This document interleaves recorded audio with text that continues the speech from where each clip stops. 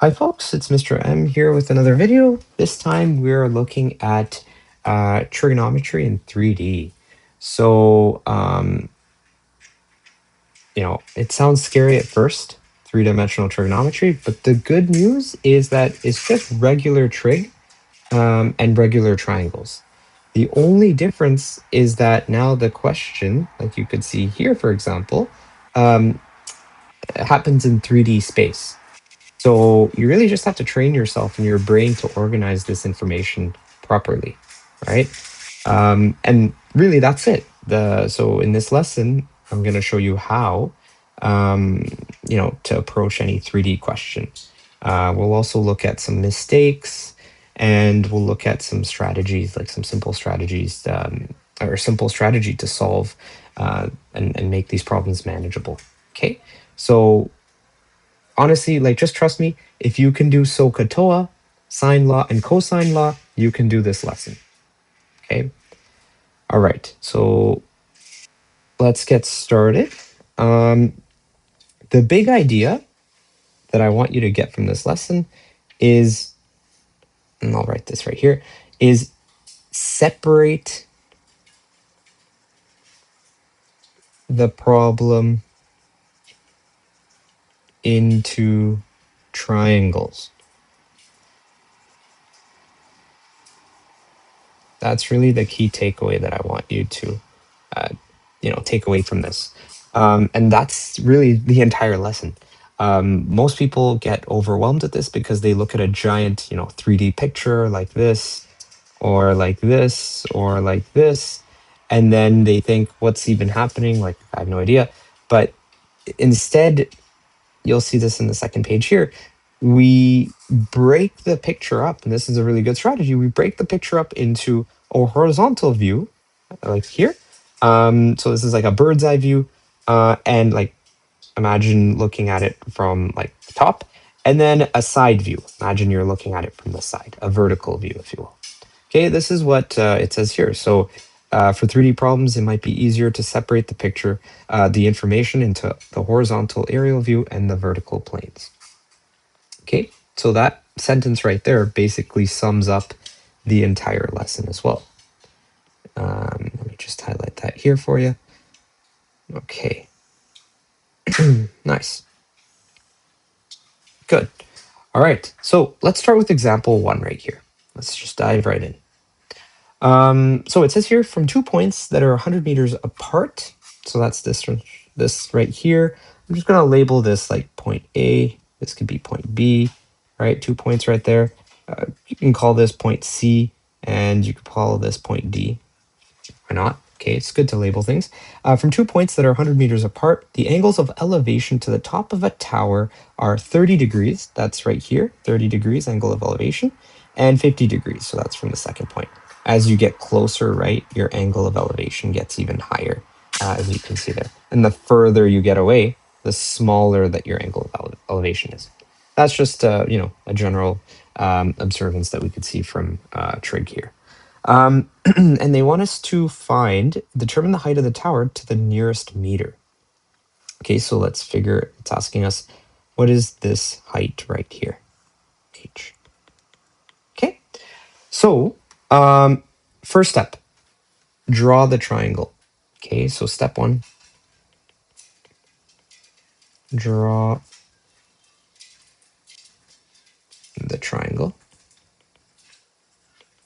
Okay, so the important thing I want you to note here is that don't panic about the tower. Don't panic with this yet. It's just a triangle problem, and we have 2 observation points, a tower, and we have 2 angles here, right? Notice what we're given. Just take a look at this, right? So really, like here, we're given the sketch, so it's nice. If we weren't given the sketch, then we would essentially draw this right here. So good. We step 1 is good. We have the triangle. In this case, it's drawn for us. Okay, so find the missing side first. And students often get this, they try to go and find the height immediately, but don't find the height, like you'll be stuck. Instead, find this slanted height first. Okay, so that'll be step 2. Find the missing side first. Step 2, find the missing side first. Okay, so this is what I'm looking at. I'm looking at triangle ABC. That oblique triangle right there. That obtuse triangle right there. Right? So ABC, and I know that this is 30. By the way, if this is 50, if this angle right here is 50, that would therefore make this angle 130, right? Because those two have to add up to 180. They're supplementary. Add up to 180. It's 130. That would make this angle 130 plus 30 is 160. I have to get to 180, so this has to be 20 degrees. So you can just go ahead and label these just to make your life easier. Now, to find that missing side, I could use sine law, right? So I could say that for this, triangle right here, this one right here, ABC, I could say, let's say this is what I'm trying to find, x here. Just call that x. I could say x over sine of the opposite angle, which is 30, is equal to, let's say the given distance that I know is 100 meters, and this angle I know is 20 degrees, right? Then I could say that's 100 divided by 20, sine 20. Okay, so just using sine law. If I actually calculate this, I would see, and let me just grab my calculator here. If we just type this in a calculator, we would find that this gives us 100 sine 30 divided by sine 20, which is 146.2, roughly, right? Equals to approximately 146.2. And then, that's the end of step 2. Step 3, now find the height. Step 3, now find the height. So now you can zoom in to the big triangle, right? To the right triangle. This is 90 degrees, right? Anything that's vertical and horizontal is going to make a 90 degree. So now you could zoom into the right triangle. And again, you would use sine law. So using sine law, I could see that, actually, no, sorry. It's a right triangle. So you don't need to use sine law. You could just use SOHCAHTOA. What am I saying? If this were, like, you could use sine law, but why would you do that? Whenever it's a 90 degree, sine law would work, but whenever you have a 90 degree triangle, just use SOHCAHTOA. So I would say that sine of 30 degrees, right? I could see that sine of 30 degrees for this big triangle is going to be opposite, which is my height. That's going to be my height divided by my hypotenuse. Which I just found. Actually, wait, hold on. I calculated this distance right here, right? So I'm not going to use the big triangle because I don't know this hypotenuse. I'm going to use this triangle right here, this 90 degree triangle right there. Make my life easier. Okay. So instead of 30 degrees, right? I hope you can see by doing this, you can figure things out piece by piece. So sine 50 degrees is going to be height divided by hypotenuse, which we just found, which is 146.2. Okay, it's good. And so now solving for h, that's going to be 146.2 times sine 50, right? I'm just crossing that to the other side. So h is going to be, let's see, 146.2 times sine 50. That's going to be 111.99. So that's just 112 meters to the nearest meter, right? So there we go. We found our height right there. Notice the important thing, the key takeaway here is that we didn't solve the whole problem at once in one step. We solved one triangle here, right? We started with one. Then we moved on to this other triangle right here. Not the big one, but we were looking at CBD or BCD. We were looking at that triangle right there. All right, so that really is the secret to trig. You have to break it up and then go one triangle to the next. Okay. let's move on here to example number 2. This problem, can also scare a bunch of students because the picture looks messy. But the important thing is to like just watch this, right? The important thing is to look at the picture, and let's say for step 1, I want you to ignore the cliff. I just want you to look at the 2 triangles, right? So step 1, ignore the cliff, right? Because the problem here, it says to measure the height of an inaccessible cliff, a surveyor records the data shown. Find the height of the cliff to the nearest meter. So it's asking us for this height right there, right? And this, you could see, this is like the horizontal, it's the ground, and this is the vertical, right, the side. So we have this information. This is 185 meters, right? This angle here is 65.1. This is 49.3. This angle of elevation from this point to the top of the cliff is 30.5 degrees, right? So I can label this point A, point B, point C right here, and point D. Okay, why not just those standard letters right there? So first, if we ignore the cliff, we can just look at these triangles. I can call this triangle 1, not triangle 2. So nice. We've just ignored the cliff. We only focus on the triangles. Nice. So for step 2, let's find this slanted distance right here. That's going to be very nice because then that's like the transition from the horizontal plane to the vertical plane, right? Right here. So let's find this distance. That's like the bridge, the gap that connects those 2 triangles, or that point, that line that connects those 2 triangles. One thing we can do here again is when we're looking at triangle 1, what would this angle be, right? It's 180 degrees. That's the sum of all the angles in any triangle, minus 65.1 degrees minus 49.3 degrees, right?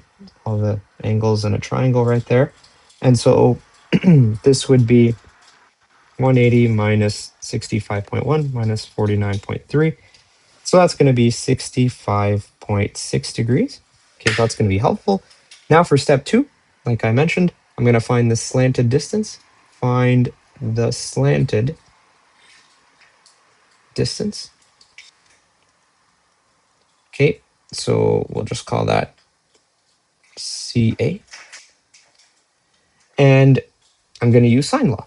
So using sine law, okay, I have this angle and this known distance, so that known pair. I'm trying to find this distance, so I'll just say, we'll call that x. Okay, so I'll say x over sine of 49.3 degrees is equal to 185 over sine of 65.6 degrees. So then x would just, I could solve by crossing that sine 49.3 to that side, right? So then I'd get 185 times sine 49.3 divided by sine 65.6. And from here, I would get x is equal to 154.0. Okay, nice, so I found that x distance. Now I can head to step 3.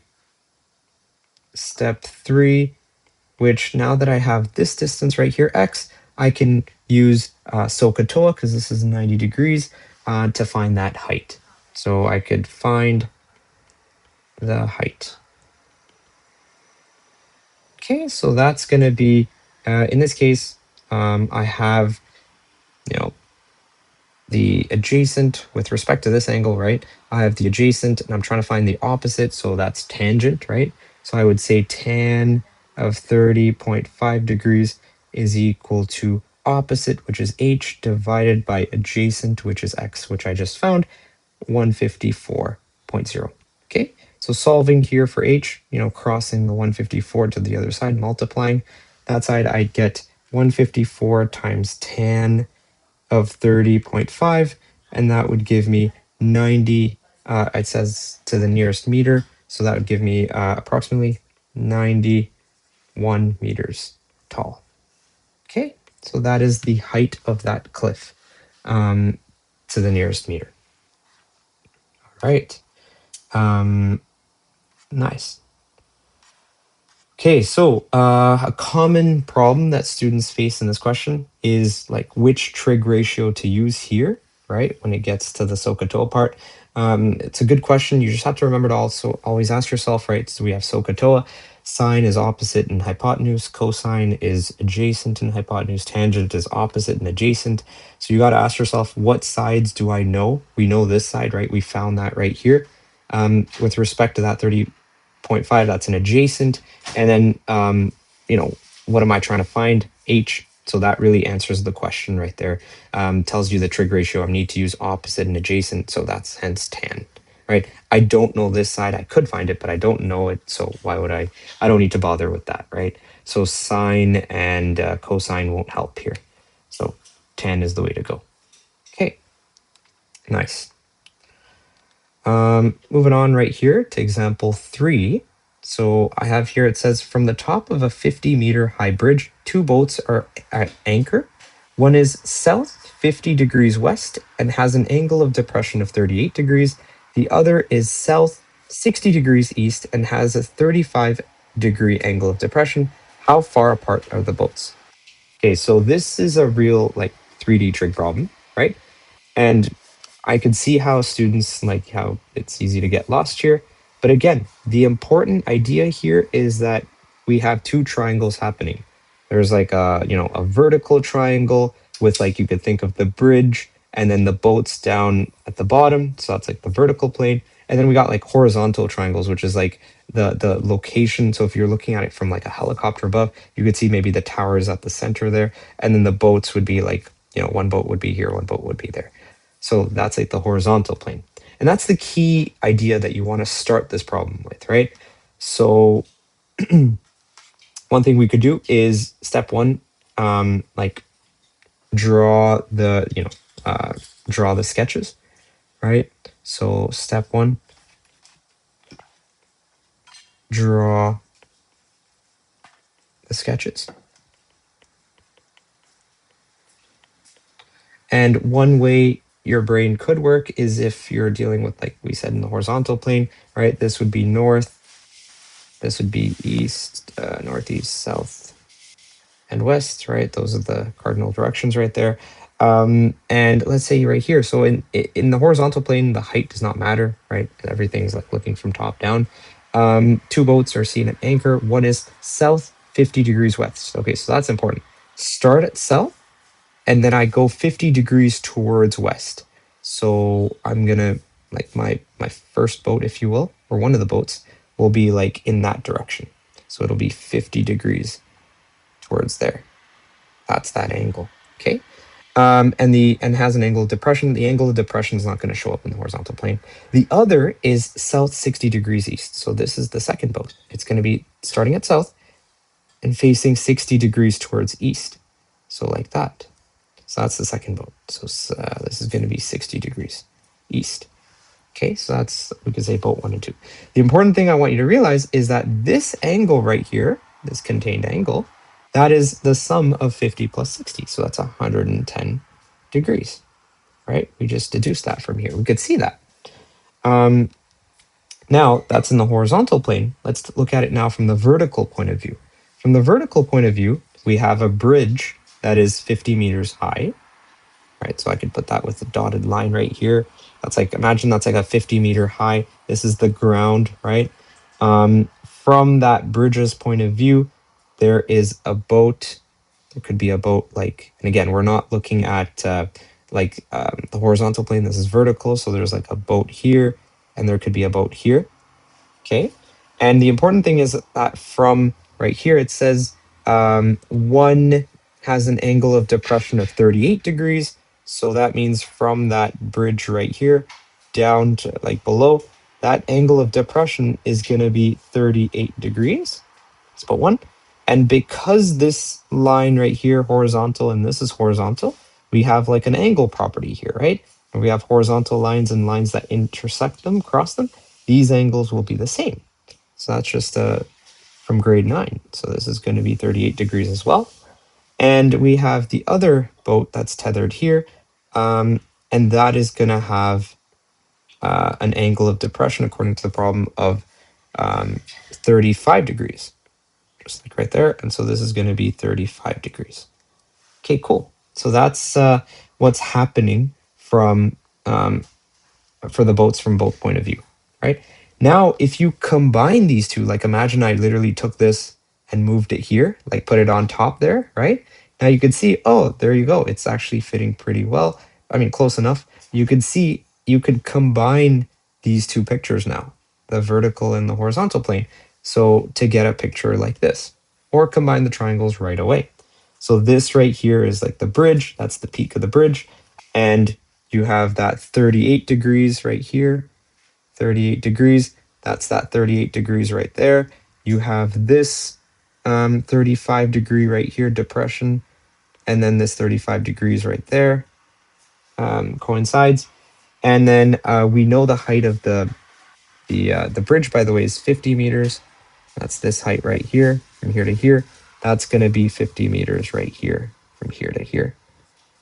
Nice. And I know that that's 38 and 35 degrees. I know this angle right here is 110 degrees. So it's obtuse, which is what we found right here, right over here. Good. And then I know that, that's what I received that's what I get when I combine these two triangles, right? So drawing the sketches really helps us to break down the problem. Okay. Now what I could do is I can go ahead and I can actually calculate, because the whole purpose of this question is how far apart are the boats. So it's actually figuring out what is this AB distance right there, right? That's the distance from A to B, boat A to B. That's the same as, well, like if you think about it, that's like this distance right here, right? So, but it makes sense more in this plane. You can see it like in this view right here, because there it looks like you can't really see like the distance properly, but here you could clearly see A to B. That is the distance. Okay.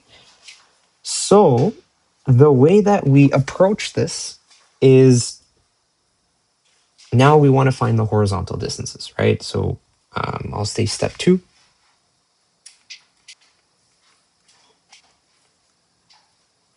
Find horizontal distances. And by horizontal distances, I mean the distances like in this horizontal plane. So that distance and that distance, right?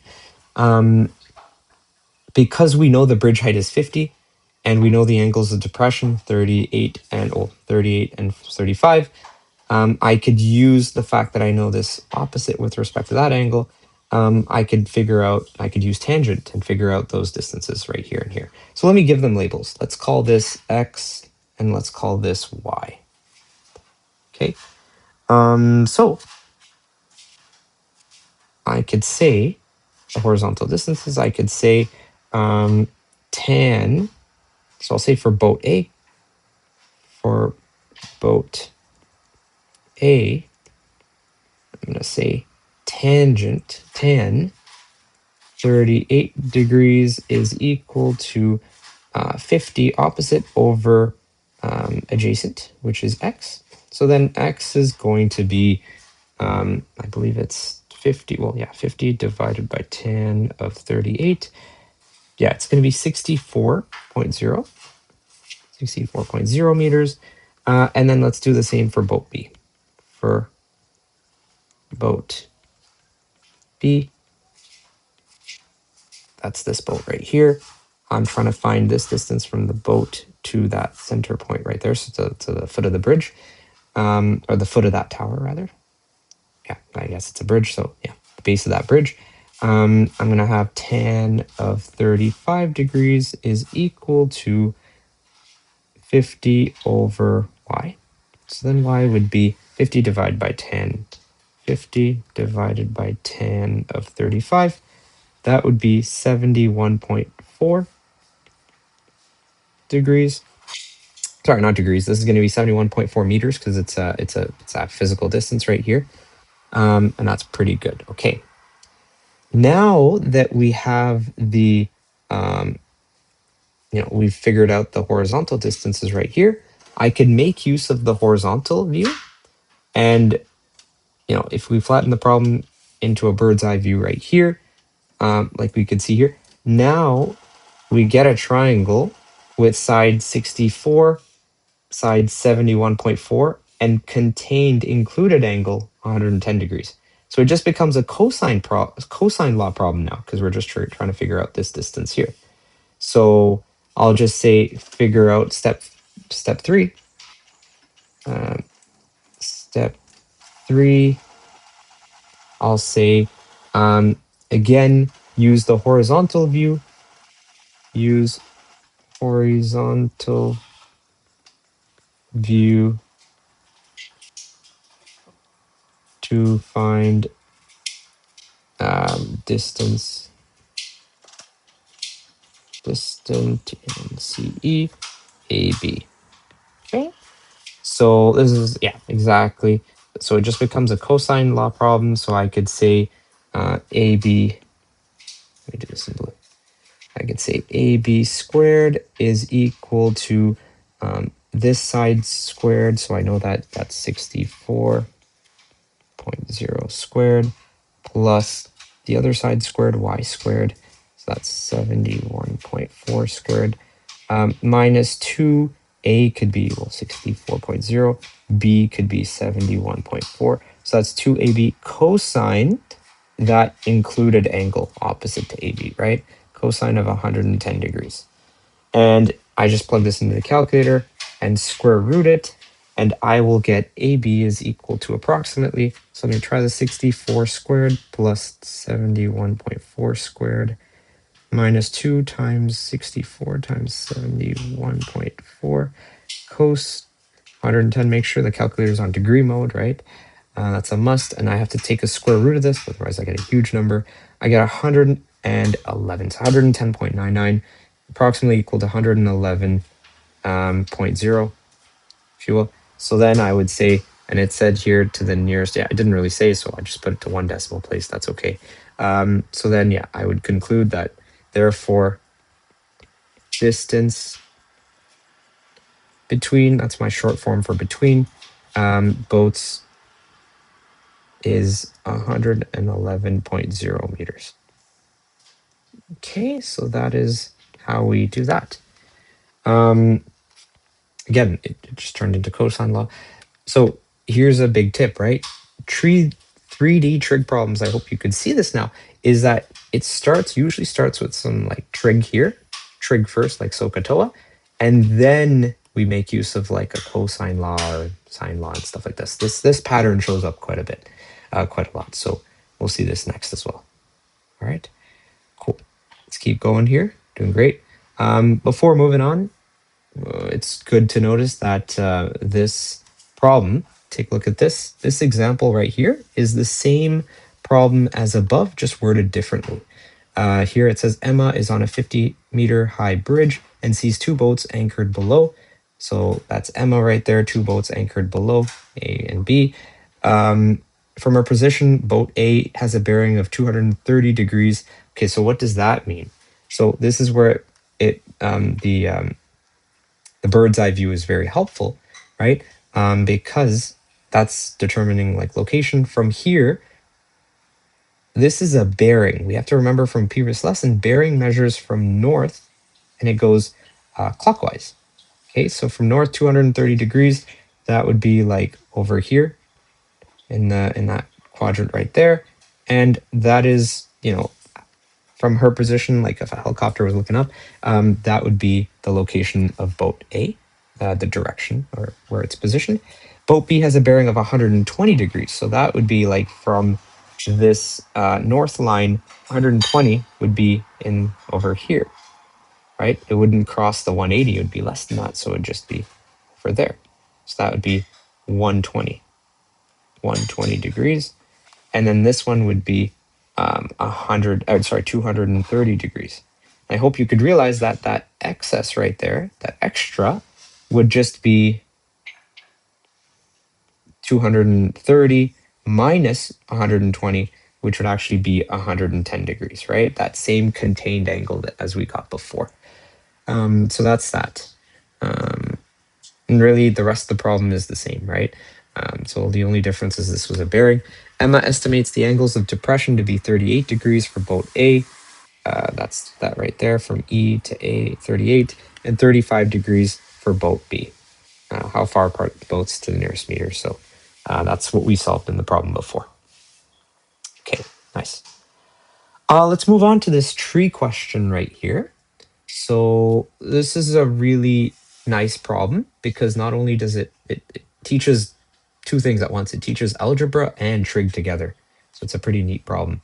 The big idea here is that, right, let's take a look at the problem. Two students, Naomi and Bridget, wish to determine the height of a tree.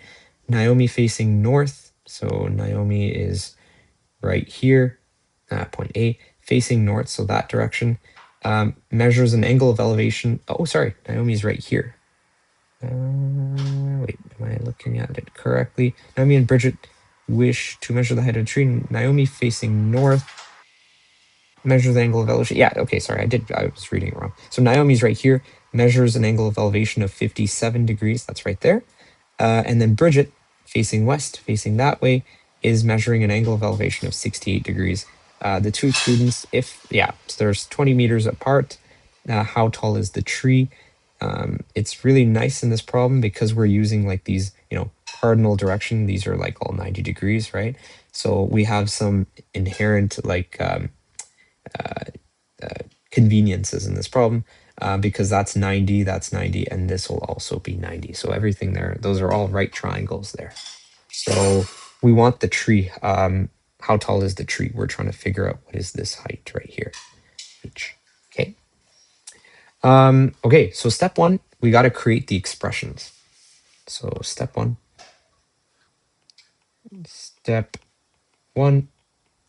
create expressions.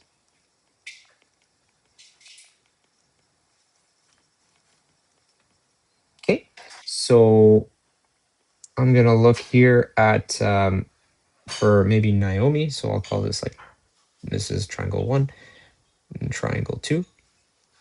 Okay, and I'll call this triangle 3. Okay, so from triangle 1, say triangle 1, I can see that tan, like if I just, because this is an opposite, right? The thing that I'm trying to find, h. This thing right here that I don't know, let's just call that x. This thing that I don't know here, so let's call this x. This thing that I don't know, let's call y. It's nice to use those because then I can come up with another relationship between these three and that like known side. Why do I want to pick the adjacent here and the adjacent here? It's because then it links, I'm getting closer to that known 20 meters, right? The only distance I know is here, and that is nowhere near like, I know it's one triangle away technically. So x is that gap, that bridge, that linking side. Okay, so I'm going to use tangent here. I'm going to say that tan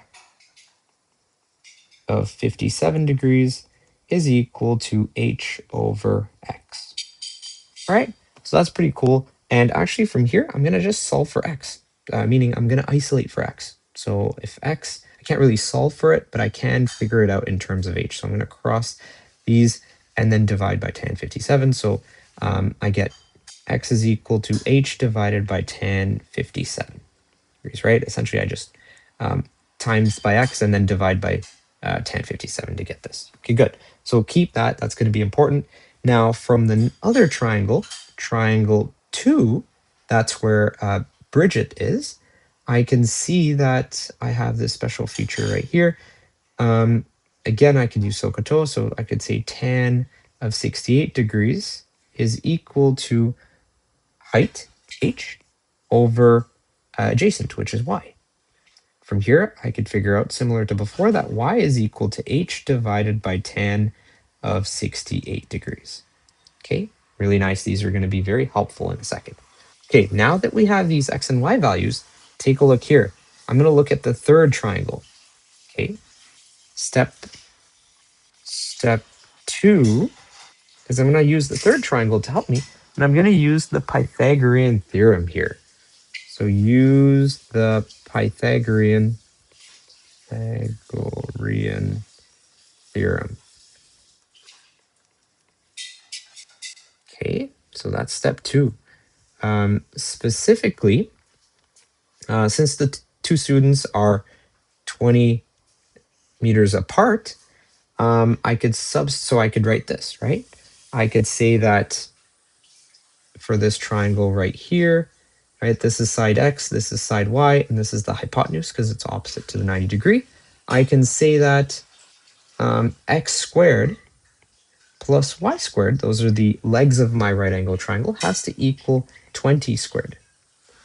Okay, now I'm going to substitute what I know what x and y are, right? I can get an equation in terms of h. So x is going to be h over 10 57 squared plus y is going to be h over 10 of 68 degrees, right? Squared, and that's going to equal 20 squared, right? And now all we're doing is we're just solving this for h. So I'll square it, right? These are just expressions, so that's going to be h squared over 10 57 squared plus h squared over 10 68 squared is equal to 20 squared, just like that. And then 20 squared I can evaluate as just 400. Okay, so that's easy. I don't have to keep repeating that. Even here as well. Like that's easier to write as just 400. Here, what's interesting is there's many ways to solve this. Like you can, find a common denominator, do all that good stuff as well. Or you can just realize that there is a common h squared here. So I can factor out an h squared. And then I'd be left with how many h squareds go into this? Well, it's just 1 over 10 57 squared, right? Essentially, if I expanded this, h squared times 1 would be h squared, and then the denominator would stay. So that I could write that plus, and again, I could pull out that h squared to get 1 here, and the denominator stays 10 68 squared. This is equal to 400. Now, this right here is a number. That is just a number, but I want to get like h on its own, right? So I can now just divide, or I can plug into my calculator what this number is, figure it out, and I divide both sides by that number. So it'd be 400 divided by whatever this is. So I'm just going to copy that, right? You would essentially rewrite it again. I'll just paste it right there. So you're dividing, right? It was multiplying right here. It was that multiplied, and I now divided both sides to get that. So this, and then you take the square root, right? So I would literally like figure out this number right here first to make your life easier. So like 1 divided by 10 57 squared plus 1 divided by 10 68 squared. Keep that answer on your calculator. It's like 0.584967413. Just keep that number handy. And then you're just going to do 400 divided by answer. Okay, so that'll give you 683. That's going to be h squared. Now you're going to take the square root of that. So square root of answer is going to be 26.1. 26.1 meters. And that's how you can find h. That's how we figured out the height of that tree. Notice, like the important message takeaway is that, like, you might not know like what to do, but just notice we like translated all of this English right here into equations, right? Like we could see right here, here, and then here, and that's really what this problem is. Okay. So we're on this final example here, example number 5. We're looking at the problem here is it says 2 roads intersect at 34 degrees. 2 cars leave the intersection on different roads at speeds of 80 kilometers an hour. That's the slower one, and 100 kilometers an hour. That is the faster one. After 2 hours, the traffic helicopter that is above and between the 2 cars takes a reading on them. The angle of depression to the slower car is 20 degrees, and the straight line distance from the helicopter to that car is 100 kilometers. A says calculate the straight line distance from the helicopter to the faster car, and B is determine the altitude of the helicopter to the nearest kilometer. So it's a good question that we have here. And a few things that we want to note here is this is clearly a big, mixed application problem. Honestly, this is a good one that brings everything together in this lesson. One thing that is good to realize from the beginning is that we have speed here or like a rate, and we have a time here. So we can make use of like distance, right? Distance we know is rate, speed times time. Right? So like if I know I'm going this fast per hour and I go this many hours, I can calculate the distance of that leg of the triangle. So that's going to help us in a second. I'm also going to make use of like the cosine law, trig ratios, and 3D thinking, right, overall. Okay, so when it comes to this question, we'll start with step 1, which is a sketch. Step 1, sketch. And I'll use this conveniently placed helicopter to help me out. So I have here 2 roads intersect at 34 degrees. So I have A and let's call this B. Let's say, those roads intersect at 34 degrees like that. 34 degrees. So technically it's like starts there. And then it's, 2 cars are going in different, like in those directions there. Let's call this the slower car path, the one that's going at 80 kilometers an hour. In 2 hours, 80 times 2, it'll travel 160 kilometers. The other car, on the other hand, the faster one, 100 kilometers, it will travel 100 times 2 is 200 kilometers to point B. Okay, now that distance right there, or that angle, that gap is 34 degrees. So we're good. Okay. You can call this point O if you want. That's okay. Now, what's interesting about this problem is this line right here, the helicopter is above and between the 2 cars. That line is very important. So, and this is where, conceptually, it is fair to think that this is, this helicopter might be, as a 3D picture, like the tree diagram. But in order for this problem to have one unique answer, the vertical drop from the helicopter must land on this line segment between A and B. Again, the way that and that's what this is implied by the problem here. Otherwise, we wouldn't have enough information to solve for HB. Like we would need another bearing or like an angle there. So above and between the 2 cars literally means that the helicopter, its point, like to the ground, literally like call that point P or something, will lie somewhere between the distance like from A to B.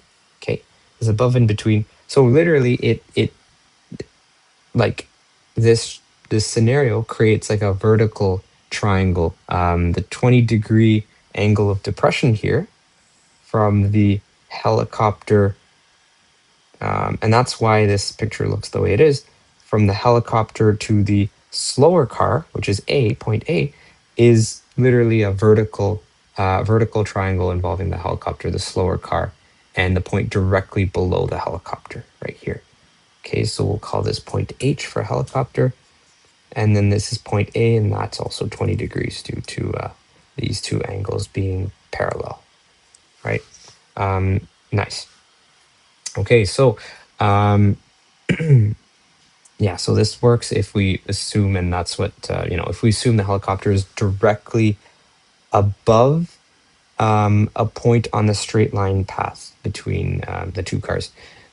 That's what the question means when it says above and between the 2 cars. It's the intended assumption. Okay, all right, so just that wording there. And then here we have this part right here, which is from the helicopter to point B. Okay, awesome. This is 90, and then we're good. For part A, we're trying to find the straight line distance from the helicopter to the faster car. So this distance right here, HB, right? That distance right there. And then I'm trying to figure out the altitude of the helicopter, so we call that h. Trying to figure out h. Okay, so those are two things. All right, so let's get to the solution here. So we got step one is good. So for A, we are trying to find HB. All right, that's what we're trying to do. So I can get to step two now, which is figure out the distance AB. All right, that'll help me out when I want to figure out HB later on. Well, that's part of the question. Step two, calculate, find the distance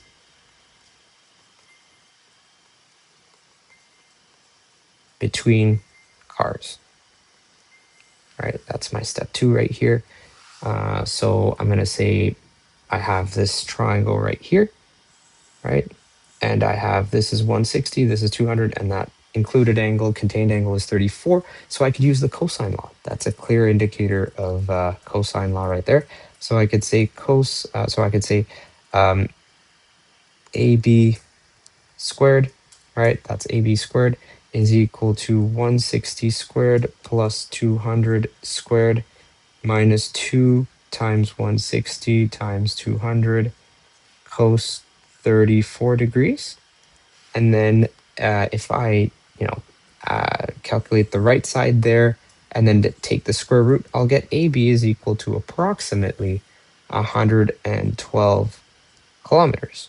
Now that's not what the question's asking. I just figured out this distance right here. Okay, now that you figured this distance, by the way, I forgot to label this right here. The distance, straight line distance from H to A is given as 100 kilometers. Okay, so we have that distance. That's very helpful.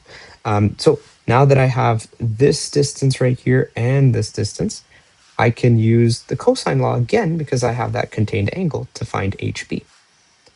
Okay, so for step three, find the helicopter distance.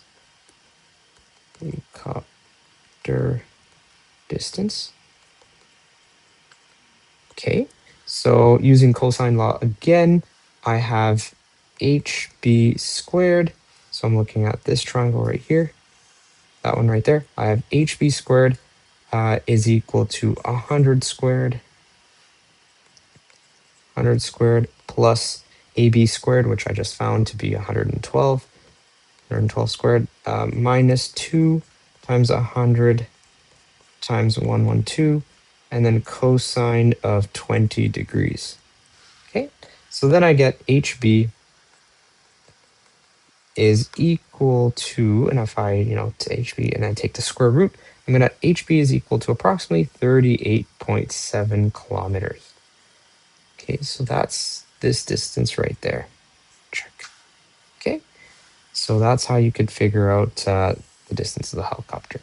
I hope you can see this recurring pattern here. It's like we're using cosine law, we're drawing our triangles and then applying those key rules there. The altitude of the helicopter to the nearest kilometer, well, I could just make use of this triangle right here. I have the hypotenuse, this is 20 degrees and it's 90, so I'm going to use SOHCAHTOA. So for part B, right, that's going to be find the altitude, find H, right? So then step 4 is literally find H, it's find altitude.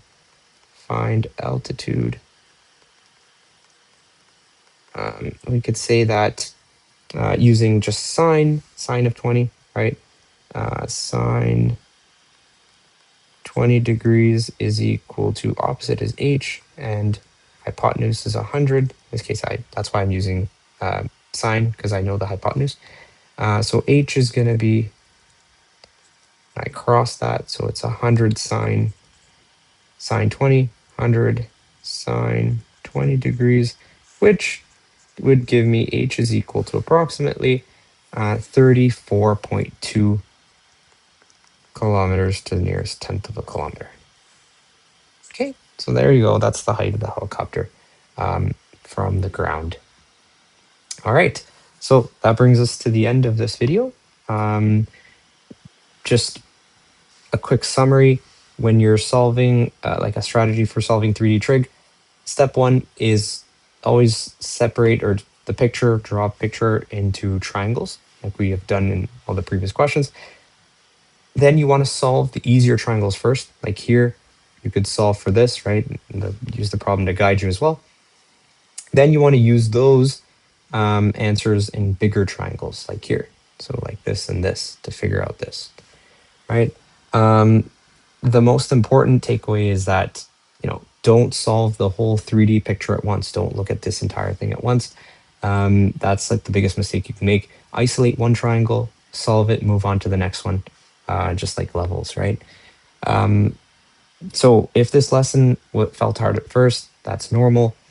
3D trig is one of those topics where like you just need practice, and once it clicks, after a few examples, then it clicks. And you'll realize it's just SOHCAHTOA, sine law, cosine law, and organizing the information carefully. So I think you've got this. Here is the homework from the Nelson 11 textbook. You can try these out and take a look, and you also do the any handout questions as well. All right, thank you.